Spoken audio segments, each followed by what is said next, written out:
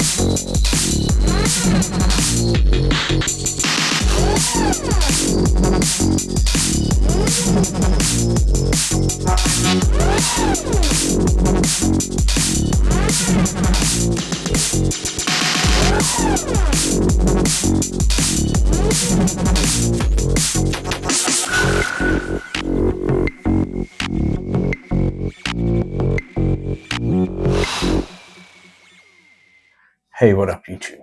Thanks for stopping by. If you watched all of the jam, thank you very much. If you didn't and you just came here to listen to me prattle on, this is the part you've been waiting for. This is how this track was put together. I'm using the Elektron Octatrack. The Octatrack is the sort of brains of the operation. All the sounds are coming from the Digitact and the Syntact. The Digitact is connected to the Octatrack's input A and B, and the Syntact is connected to C and D. The Syntact is pretty much just doing synth type sounds. I'm not actually using it for any drums, and the Digitact is pretty much all drums, some samples, vocal samples and whatnot. Let's go. Okay, so this track's at 165 BPM. It's kind of my first time making this sort of fast-paced drum and bassy style stuff. Super enjoyed it. A lot of fun it was to create. Kind of found myself having to go back to the drawing board and kind of simplifying things. That's the story for another day. Synths, drums, mixer. Let me show you what's going on the individual instruments. Drum track. We'll turn this down. This is the drum track. We'll go through each one. Track 1, kick drum. It's a 909 sample because I like 909s. It's a bit sort of colored and tube saturated. Track 2, snare drum, also 909 because 909. Track 3 and 4, I think, are from the default kit of the Digitact. Like a tom clap. This sort of one-shot rim type thing is also from the default kit. There's a 606 hi-hat, and this is a 909 hi-hat. And then this track is a bunch of sort of crash type sounds. There's 8 different sounds in one big sample, and then it's chopped up into 8 different slices, and then I'm using a random LFO to trigger a random slice. The world Vocal sample. This is also sliced up into bits and pieces, and you hear it throughout the track. And I'm kind of using trig locks to send it to effects. So here on the snare drum track, you can see like they're all playing. Well, they're not, because these are all locked into a fill. So when it's playing, I can use the fill button to improvise a fill like this.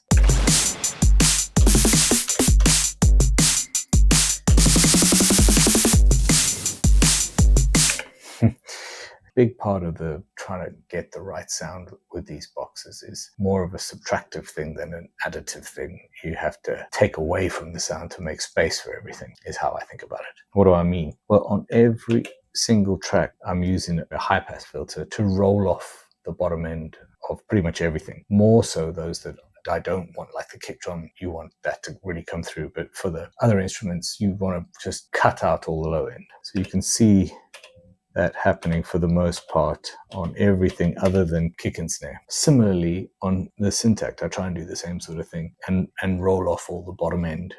Let's go over to the Synth. So this is what the synth bus sounds like, if you like. Actually, let's just bring them all in here.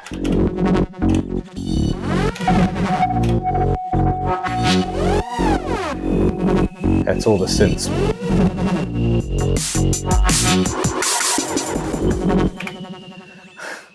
Can't help myself. Track 9 here is the bass sound.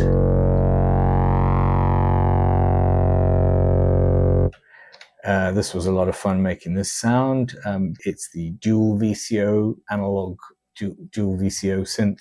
And I've had some fun with LFOs on the synth balance to give it that ripping sort of sound. Lots of overdrive. I have this little pitch bender mod wheel, bought it off Etsy. This is connected to the Synth, and I'm using the mod wheel to control the filter.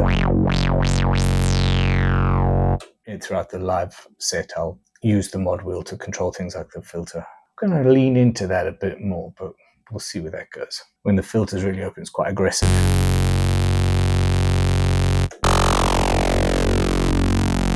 Yeah. These are presets, which I believe. I always say if the presets sound cool on the machine, use them, but you often have to scale back. So you can see on this one, I've used a bandpass filter to control this part of the sound that I want to hear. It's just your regular analog-y bleep type sound. Track 12, which is usually hi-hats on the Synth, I've used a airy type sound, also a preset. And don't be afraid to use presets. On track 1, I've just got this weird glitchy texture. You hear that?